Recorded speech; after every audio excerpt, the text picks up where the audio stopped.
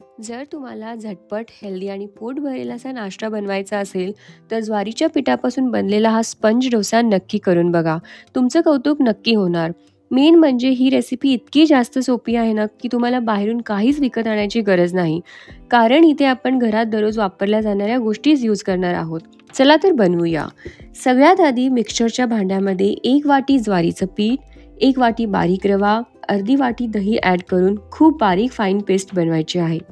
तर इथे एक सगळ्यात महत्त्वाची टिप म्हणजे रवा पूर्णपणे बारीक होईपर्यंत मिक्सरला फिरवायचा आहे. कारण इथे रवा आपण फक्त आणि फक्त ज्वारीच्या पिठाला बाइंडिंग देण्यासाठी वापरत आहोत. जर ही टिप तुम्ही नाही फॉलो केलात तर डोसा व्हिडिओसारखा बिलकुल नाही बनणार. त्यानंतर चवीनुसार मीठ, कोथिंबीर, 1/4 टीस्पून इतकं बेकिंग सोडा घालून छान असं मिक्स करून घ्यायचं आहे आणि 5 ते 10 मिनिट रेस्ट करायला सोडून द्यायचं.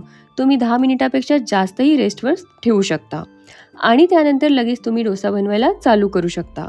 तर डोसा बॅटर इथे जास्त पातळ किंवा जास्त घट्ट नाही बनवायचं.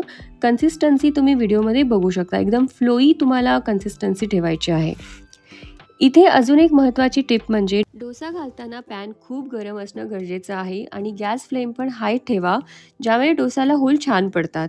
एकदा का बॅटर तव्यावर सोडलात की फ्लेम बारीक करायचा आणि इथे बॅटरला बिलकुल स्प्रेड करू नका.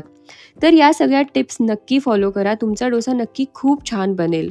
जर हा व्हिडिओ तुम्हाला आवडला असेल तर लाईक, शेअर, सबस्क्राईब करायला नक्की विसरू नका आणि तुमचे जे पण फीडबॅक्स आहेत, ओपिनियन्स आहेत ते पण मला कॉमेंटद्वारे नक्की कळवा.